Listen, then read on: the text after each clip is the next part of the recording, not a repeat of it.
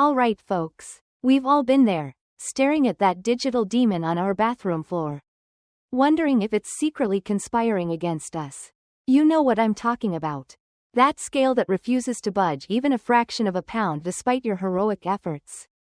Let's get real for a second. You've been counting every single calorie like you're auditing your tax returns. You've memorized the nutritional value of a grape.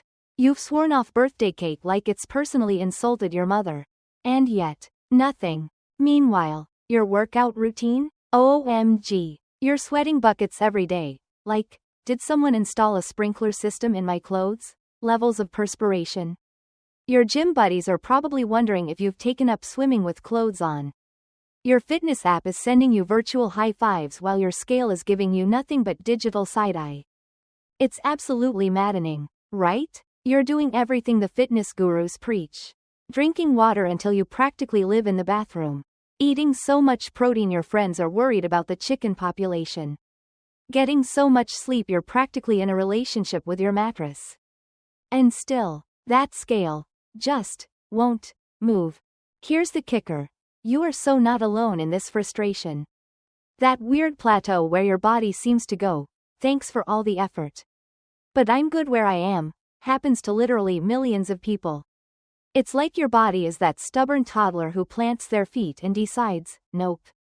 Not today. So if you're nodding along, possibly while sipping on that green smoothie you don't even like but drink anyway because #fitness. Stick around. Today we're diving deep into why your scale might be ghosting you despite your best efforts. And, more importantly, what you can actually do about it that doesn't involve throwing that scale out the window. Though I totally understand the temptation.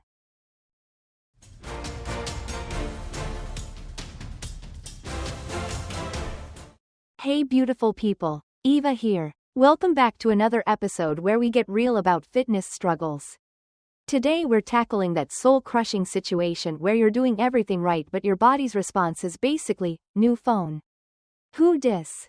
Look, I've been exactly where you are. 3 years ago, I was exercising 6 days a week, meal prepping like a Michelin chef, and drinking enough water to fill a small swimming pool. Yet my progress photos looked identical week after week. Talk about wanting to scream into a pillow. So what gives? Why does your body sometimes hit the pause button on progress despite your best efforts?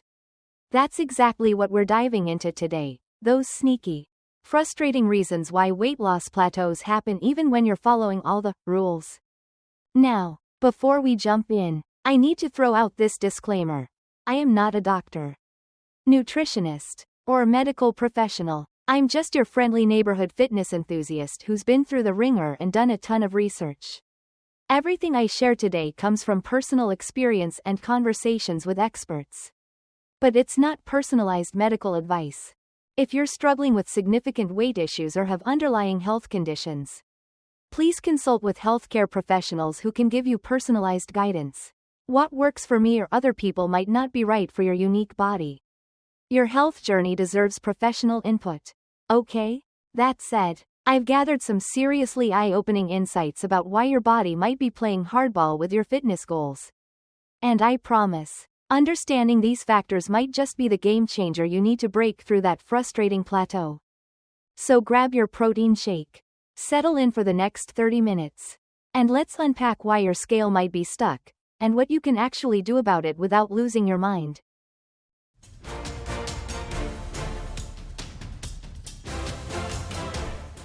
Okay friends, let's dive into problem numero uno, and it's going to blow your mind because it's so counterintuitive. Ready for this? You might actually be eating too little. I know, you're probably thinking, Eva, have you lost your mind? How can eating less be the problem when I'm trying to lose weight? Stick with me here, because this is where things get wild. So many of us fall into this trap. We decide to get serious about weight loss. And what's the first thing we do? Slash those calories like we're in some horror movie where carbohydrates are the villain. We go from eating normal meals to suddenly surviving on, like, a sad little salad and maybe half a chicken breast. Sound familiar? Let me break down what happens in your body when you go all extreme restriction mode. Your body isn't stupid, folks. It's been evolving for millions of years with one primary goal: keeping you alive. So when you suddenly drop your calorie intake dramatically, your body doesn't think, oh yay, time to get skinny. No, it thinks, emergency, famine, must conserve energy to survive.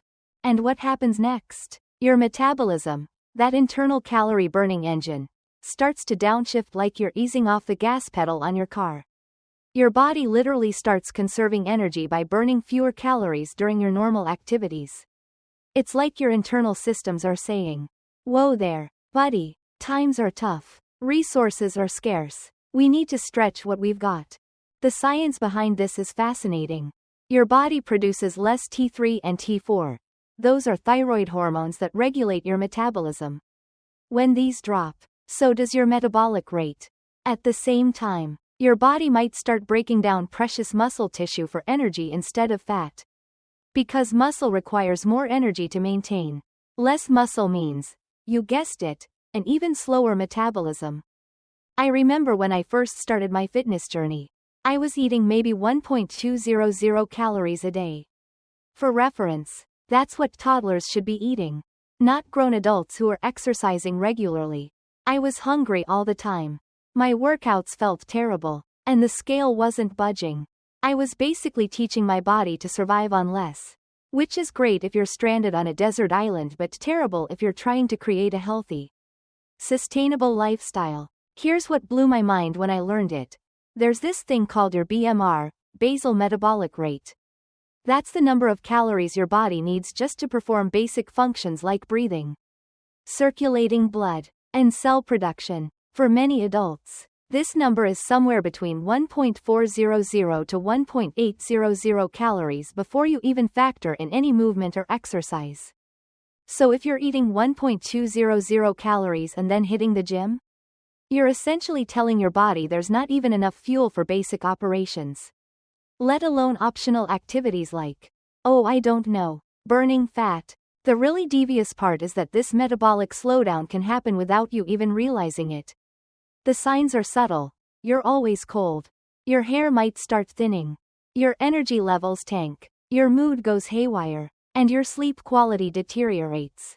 And the worst part? This metabolic adaptation can persist for weeks or even months after you start eating normally again. I had a client, let's call her Melissa, who came to me completely frustrated. She was eating 1.100 calories daily, doing an hour of cardio 6 days a week, and couldn't lose a single pound. When we gradually increased her calories to 1.800 while incorporating strength training, guess what happened? The weight started coming off. Her body finally had enough resources to function properly and lose fat. So what's the solution here? It's actually to eat more, but strategically. You need to find your actual maintenance calories, that sweet spot where you're fueling your body adequately, and then create a moderate deficit from there. For most people, that means no more than a 500-calorie deficit per day, which translates to about a pound of fat loss per week. Sustainable, reasonable, and it doesn't send your body into panic mode. Think of it like this. You're trying to convince your body that times are good. Food is plentiful, and it's safe to let go of some stored fat. You can't do that while simultaneously sending starvation signals. This might mean you need to actually increase your calories for a while before you can effectively lose weight. Especially if you've been under-eating for a long time. This process, sometimes called reverse dieting, involves slowly adding calories back in, maybe 100 extra calories every week, while monitoring how your body responds. I know this feels scary. Eating more when you want to weigh less seems completely backward. But trust me when I say that properly fueling your body is absolutely critical for long-term success. Let me share a personal light bulb moment. When I finally started eating enough, around 2.000 calories daily, my energy skyrocketed. My workouts improved dramatically. I started building visible muscle. And yes, the fat actually started coming off. Not overnight, but steadily and sustainably. And the best part? I wasn't constantly fantasizing about face planting into a pizza. I could actually enjoy social events without feeling like I had to choose between my goals and having a life. Now, I'm not saying you should go wild and start eating everything in sight. The key is finding that sweet spot, enough calories to support your activity levels and basic functions. But still maintaining a modest deficit if fat loss is your goal. So how do you know if undereating might be your problem? Ask yourself, are you constantly hungry? Do your workouts feel unusually difficult or like you can't recover from them? Have you been stuck at the same weight despite seemingly doing everything right? Do you feel cold all the time? Is your sleep quality suffering? Has your hair been falling out more than usual? Are you irritable and moody? If you're nodding along to several of these, it might be time to reconsider your calorie intake. Remember, your body is not your enemy here. It's just doing exactly what it was designed to do, keep you alive. Even when it thinks resources are scarce, your job is to reassure it that famine is not imminent, that it's safe to operate at full capacity, and yes, even to let go of some stored energy, aka fat, along the way. This might mean a slight course correction. Maybe the scale doesn't move for a few weeks while your metabolism adjusts to adequate fueling. But I promise, this approach leads to much better results in the long run than trying to survive on rabbit food while your body clings desperately to every fat cell like it's the last lifeboat on the Titanic. Next time you're tempted to cut your calories super low, remember this. Your goal isn't just to lose weight by any means necessary. It's to create a healthy, functioning body that looks and feels amazing. And that requires giving it the fuel it needs to thrive.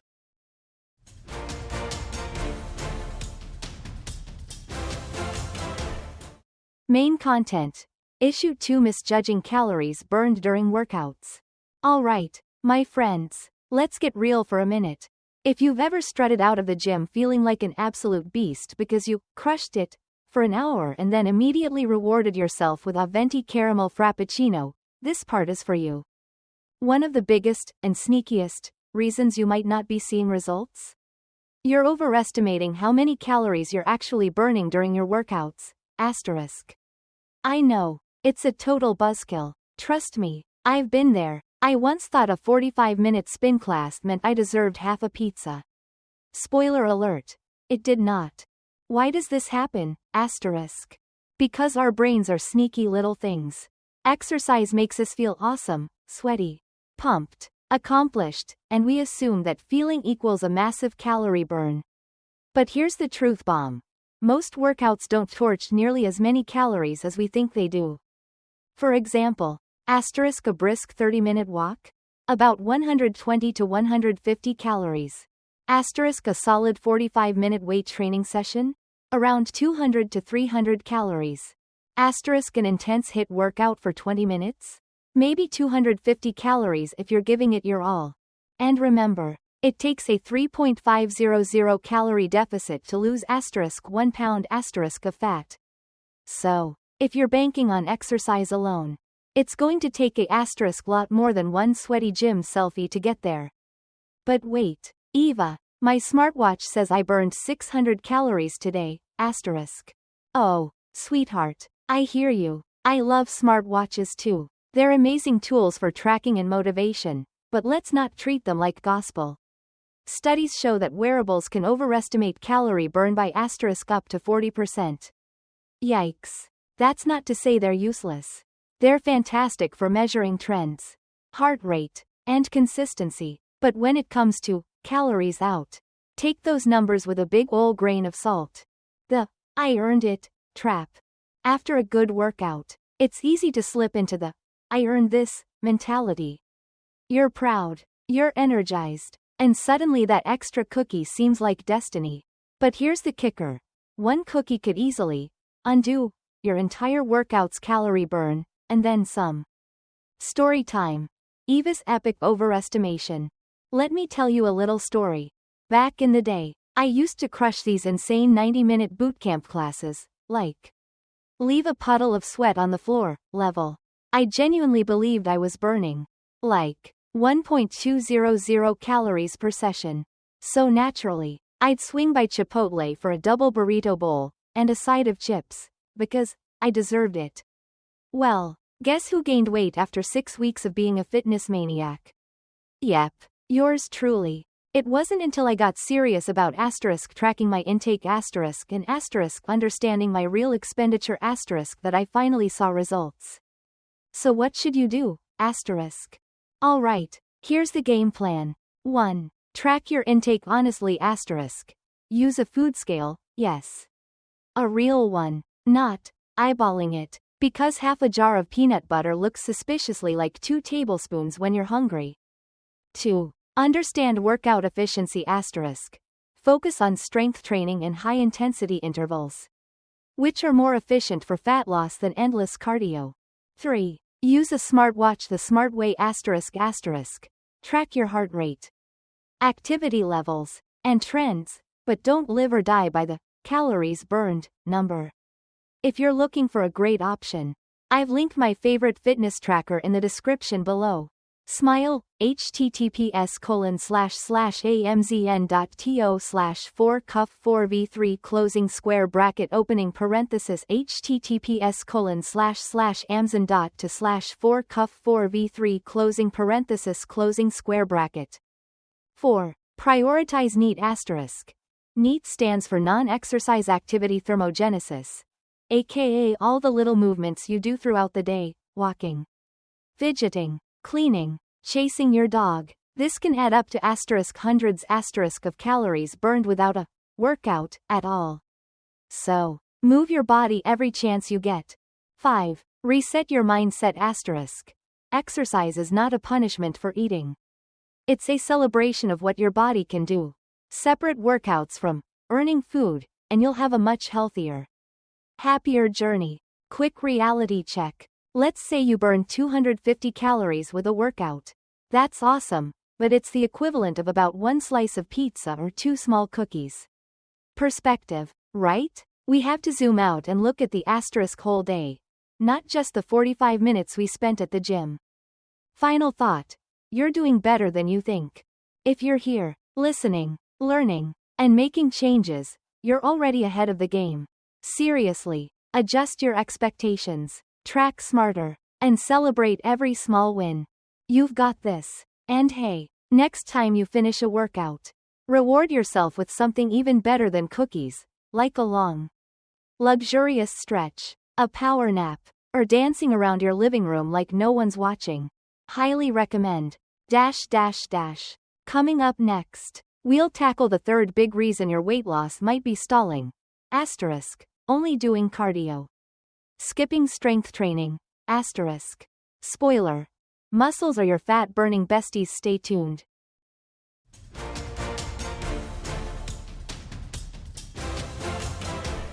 Main content. Issue 3 Only doing cardio. Skipping strength training. Alright, buckle up, because we're about to bust one of the biggest myths in fitness history. If you're spending hours on the treadmill, elliptical, or spin bike thinking it's the golden ticket to fat loss, we need to have a serious heart-to-heart. Cardio is great, but it's not enough. First, let me make something super clear. Cardio is not the enemy. Cardio improves your heart health, boosts endurance, and burns calories. It absolutely has a place in a balanced fitness routine.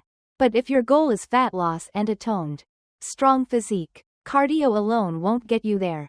Here's why. When you rely only on cardio, you might lose weight, but a lot of that can come from muscle. And losing muscle slows down your metabolism. Yes, you heard that right. Your metabolism actually slows down when you lose muscle mass. Not exactly what we want when we're trying to shed fat and keep it off. Muscle is your metabolic best friend. Muscle is metabolically active tissue. This means that even when you're sitting on the couch binge watching your favorite show, your muscles are burning calories just to maintain themselves. The more muscle you have, the higher your resting metabolic rate. In simple terms, more muscle equals more calories burned 24/7. When you neglect strength training, you miss out on this massive advantage. You might be working your butt off doing cardio every day, but you're not giving your body the tools it needs to become a fat-burning machine. The skinny fat phenomenon. Ever heard of being skinny fat? It's when someone looks thin in clothes but has a high body fat percentage and low muscle mass. It's a result of losing weight without building strength.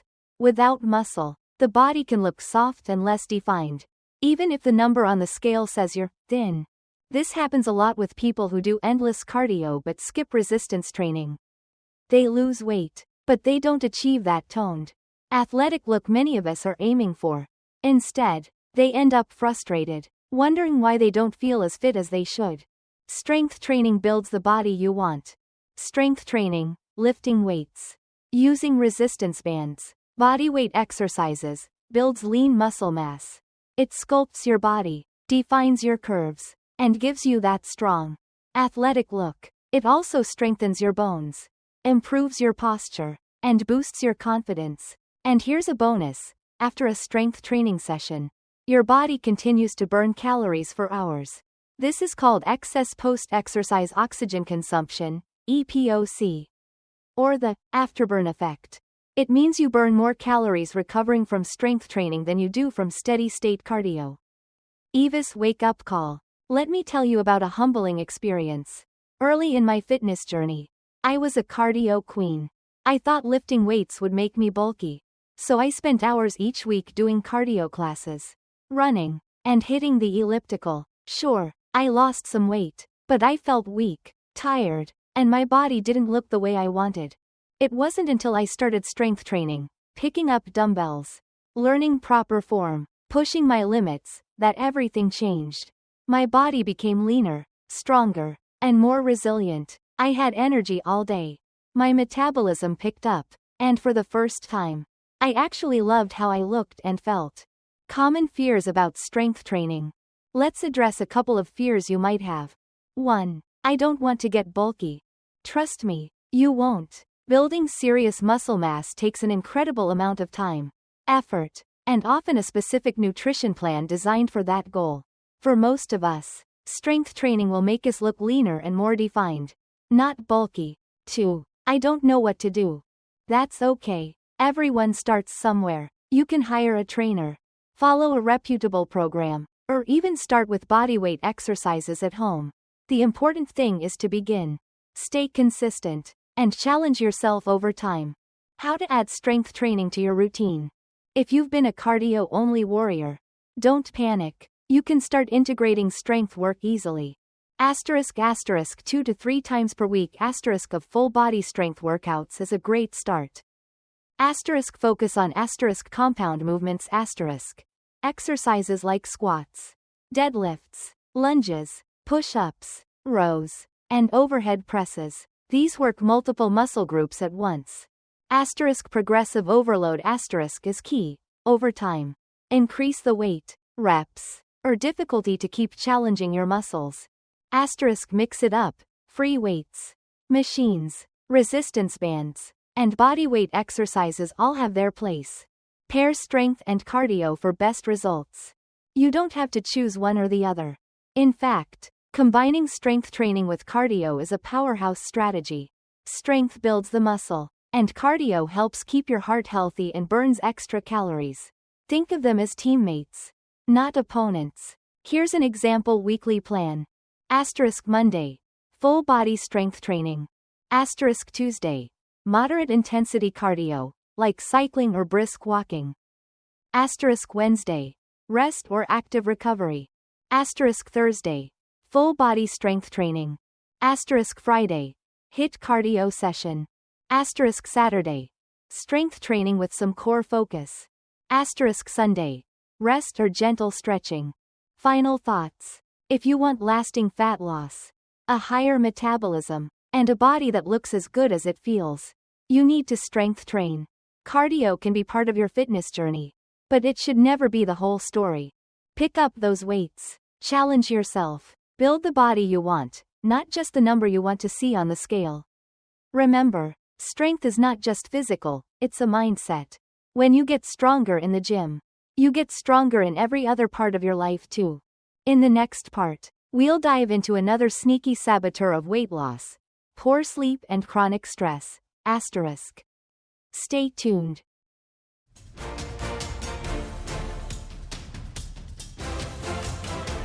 Main content. Issue 4: poor sleep and stress are sabotaging your weight loss. We need to have a real talk about two of the most overlooked, underestimated, and underappreciated pillars of fitness success: sleep and stress management. You can have the best workout plan, the cleanest diet, and the most disciplined routine. But if you're not sleeping well and your stress is through the roof, you are paddling upstream with no paddle. Seriously, why sleep and stress matter more than you think. When you're sleeping poorly and living in a constant state of stress, your body is basically operating in emergency mode all the time. Hormones like cortisol, the stress hormone, are elevated. And that changes how your body processes calories, stores fat, and repairs itself. Chronic sleep deprivation and high stress levels make it significantly harder to lose weight and easier to gain fat, especially around the midsection. You might be working your butt off in the gym, eating salad like it's your full-time job, and wondering why the scale isn't budging. Sound familiar? If it does, keep reading. The science behind it. When you don't get enough sleep, your body produces more ghrelin, the hormone that makes you feel hungry, and less leptin, the hormone that tells you you're full. Translation? You're hungrier, you crave more junk, and your willpower tanks. And if you're stressed, your body clings to fat like a lifeboat in the middle of the ocean. Cortisol not only increases appetite but also encourages fat storage, particularly around the belly. So even if you're doing everything right, your hormones could be steering the ship in the wrong direction. Story time. Eva's crash and burn. Let me take you back a few years. I was deep in my grind era, waking up at 5 a.m. to squeeze in 2 hours of exercise every day, meticulously logging every bite I ate, living off black coffee and sheer willpower. Guess what? I wasn't losing weight. In fact, I was feeling exhausted, bloated, irritable, and completely discouraged. I couldn't understand it. I was doing double the work of everyone around me, but my body refused to cooperate. Finally, a mentor sat me down and gave me the tough love talk I needed. She pointed out that my body was in survival mode. I was under-eating, overtraining, sleeping maybe 5 hours a night, and my cortisol levels were probably sky-high. My metabolism had slammed on the brakes. It was a massive wake-up call. I realized I needed to treat my body with respect, not punishment. I started prioritizing sleep, taking full rest days, eating enough to fuel my workouts properly, and managing stress intentionally. And guess what? The weight started coming off. My energy skyrocketed. My mood improved. It was like I had found the missing puzzle piece. Actionable tips to fix your sleep and stress. 1. Prioritize sleep like it's your job. Aim for 7 to 9 hours of quality sleep per night. Not, I lay in bed with my phone, sleep. Real. Restorative sleep. Set a consistent bedtime and wake-up time. Even on weekends. Create a wind-down routine. No screens for an hour before bed. Dim the lights. Maybe do some light stretching or reading. Keep your room cool, dark, and quiet. If you need help winding down, try deep breathing or meditation for 5 minutes before bed. 2. Manage stress proactively. Stress will never disappear completely, it's part of life. But how you handle it makes all the difference. Practice deep breathing exercises. Even 5 deep breaths can lower cortisol. Journal your thoughts before bed to get them out of your head. Schedule me time like it's an appointment. Exercise in moderation. Exercise is amazing for stress relief, but overdoing it can backfire. Balance intense sessions with restorative activities like yoga, walking, or stretching. 3. Eat enough to support recovery. If you're under-eating, you're digging yourself a deeper hole. Your body needs fuel to repair muscles, regulate hormones, and keep your metabolism firing. Use a food scale to track your intake accurately. Most people underestimate how little they're eating when they go by guesswork. Focus on balanced meals with protein, healthy fats, and fiber-rich carbs. Don't skip meals or overly restrict calories. Slow and steady wins the race. 4. Track your progress smartly. Use tools that help you monitor your sleep, stress, and recovery. Smartwatches are incredible for this. They can track your sleep quality, heart rate variability, and even remind you to move and breathe during stressful days. If you're looking for a solid, affordable option, check out the smartwatch I've linked in the description. It's been a game changer for me and many of my clients. Here's the link. https://amzn.to/4cuff4v3 closing square bracket opening parenthesis https://amzn.to/4cuff4v3 closing parenthesis. 5. Respect rest days. Rest is not laziness, it's part of the process. Your muscles need time to rebuild stronger. Your nervous system needs time to reset. Pushing through without rest only leads to burnout and stalled progress. Schedule at least one full rest day per week. Active recovery, light movement like stretching or a leisurely walk, is great.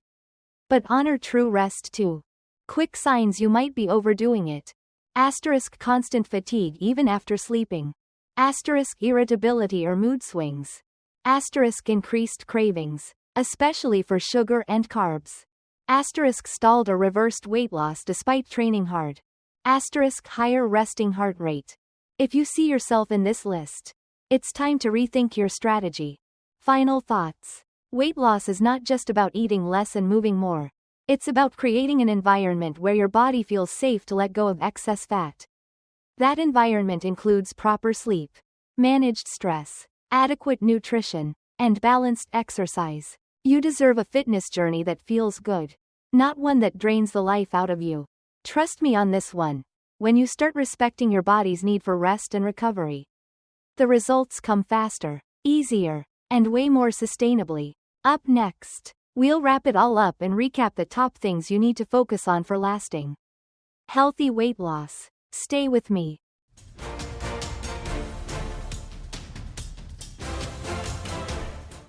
Q&A session. Answering your burning questions. Welcome to the Quick Fire Q&A segment where we bust some of the most common fitness myths that just will not die. Grab your water bottle, get comfy, and let's dive in, because I promise you, the answers might surprise you and set you free from some serious fitness frustration.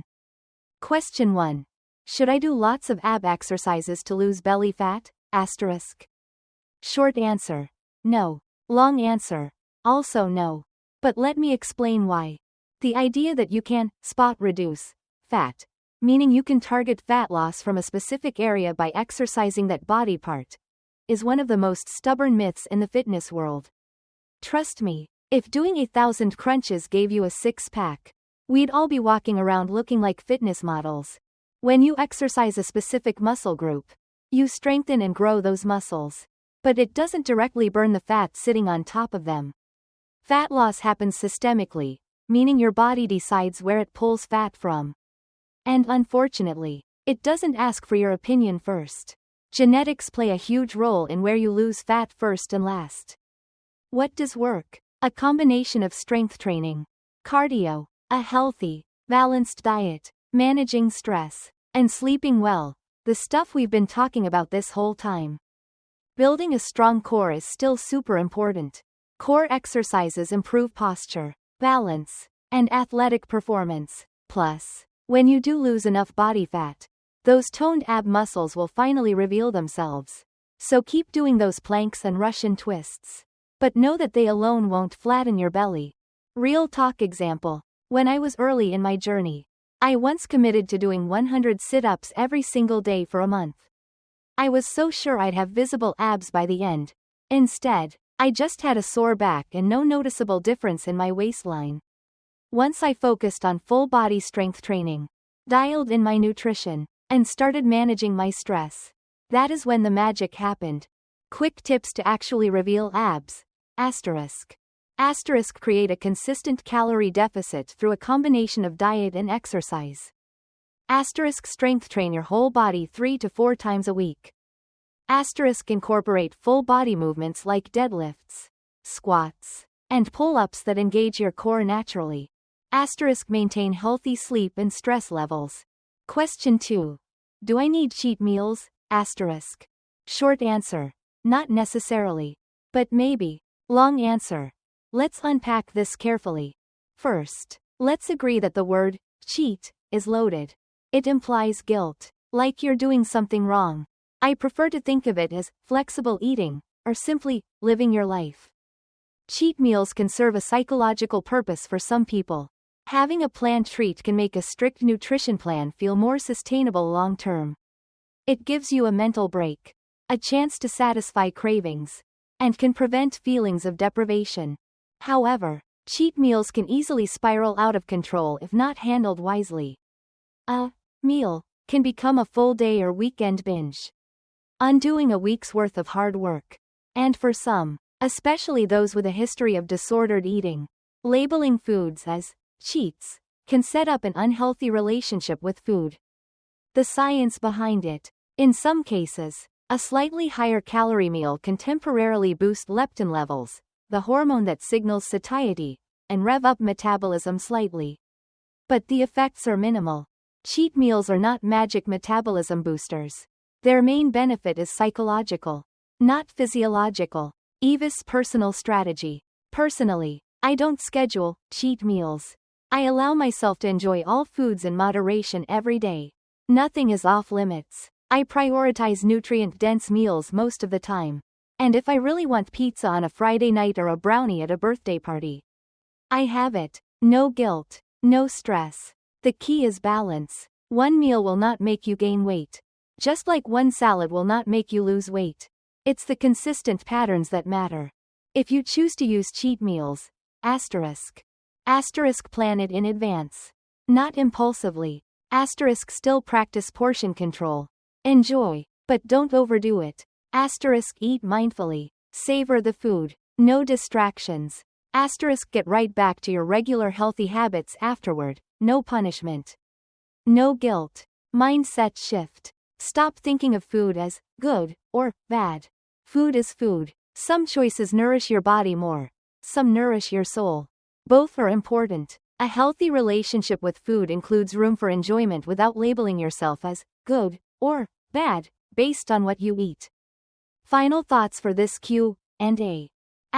You can't reduce fat, but you can build strong muscles and lose fat overall through smart training and eating. You don't need cheat meals to succeed, but allowing yourself flexibility can be a powerful tool for sustainability. Consistency and mindset matter far more than chasing magic solutions.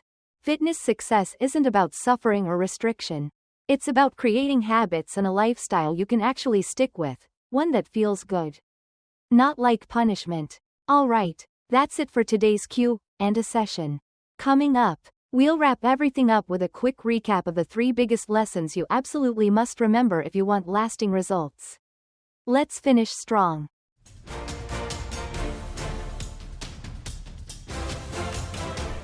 Recap section. 3 big things to remember for lasting fitness success. We are almost at the finish line, and I am so proud of you for sticking with me through this deep dive. It's been a wild ride through metabolism myths, cardio confusion, calorie tracking drama, and stress and sleep battles. But before we officially close this episode, I want to leave you with the 3 most important lessons to tattoo onto your fitness journey. Because here's the deal. Success in fitness, real, lasting success, doesn't come from doing extreme things perfectly for a short period.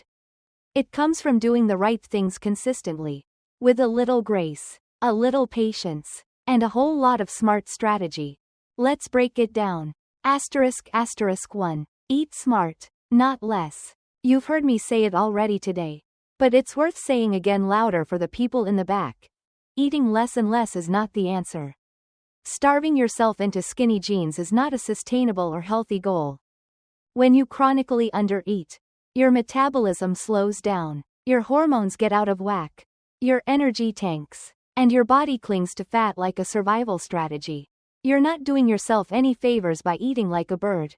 Eating smart means fueling your body with enough calories, choosing nutrient-dense foods most of the time, and creating a moderate calorie deficit, not a starvation diet.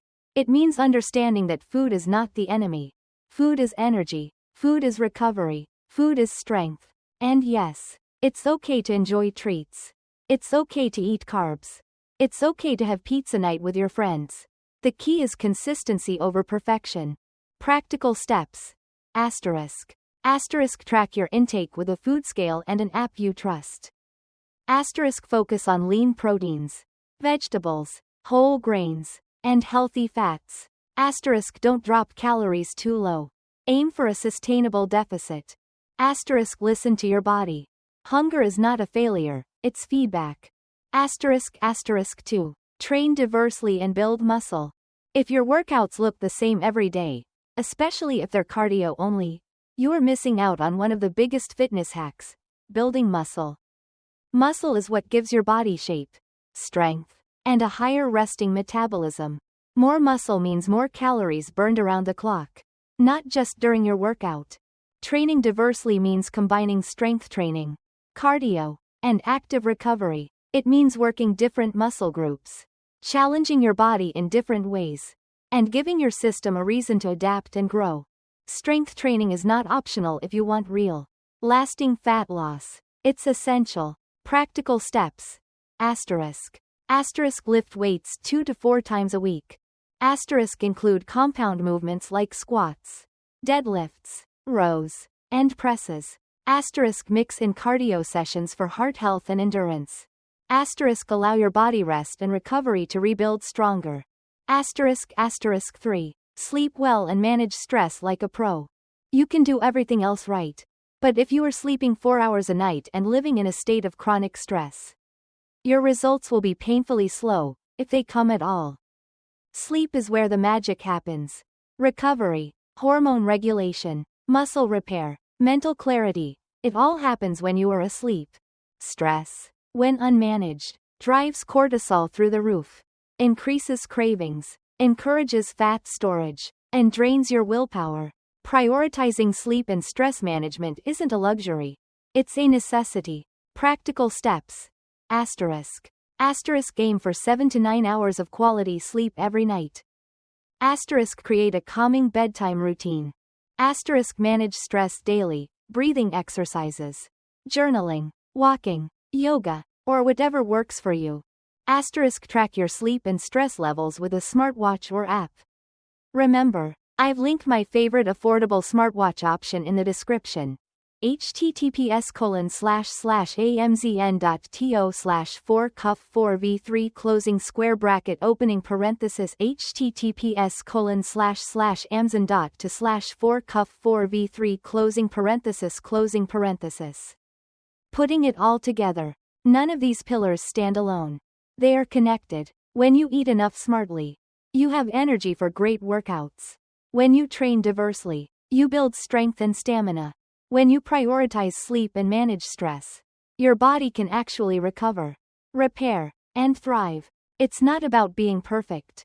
It's about stacking small, smart choices day after day. It's about respecting your body, not punishing it. It's about building a lifestyle that feels good and fits you, not chasing quick fixes or trends.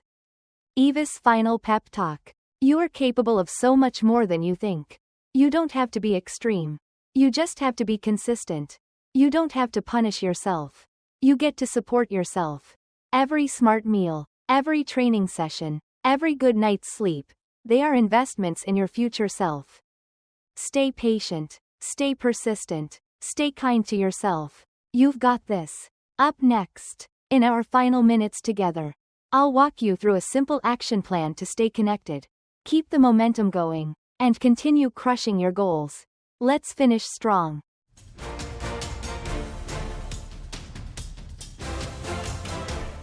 Let's stay strong together. Alright, my friend, before we wrap up today, I want to leave you with a few quick but powerful steps you can take right now to keep the momentum going. If today's episode hit home for you, if you've had those moments of frustration, confusion, and feeling stuck on your fitness journey, know that you are not alone. And you don't have to figure it all out by yourself. If you found value in today's conversation, do me, and yourself, a huge favor. Hit that follow button * wherever you're listening to this podcast. By following, you'll never miss a new episode full of science-backed tips, real talk, motivational pep talks, and the honest guidance you deserve. Next, share this episode * with a friend, family member, coworker, or workout buddy who might be struggling with the same issues. It takes 2 seconds to send a link, but it could change someone's whole approach to their health. You never know who needs to hear that they are not broken. They are not failing. they just need better tools and support. And hey, if you're ready to level up your fitness journey with smarter tools, don't forget to check out the smartwatch I've linked in the description. It's a game changer for tracking your workouts, sleep, stress levels, and recovery, everything we talked about today. Remember, tracking your progress isn't about obsession. It's about information. It's about seeing the big picture and making small, powerful adjustments along the way. Fitness isn't just about the physical transformation. It's about reclaiming your energy, your confidence, and your belief in what you're capable of. You're building strength inside and out. You are already doing the work just by showing up and learning. And I am here cheering you on every step of the way.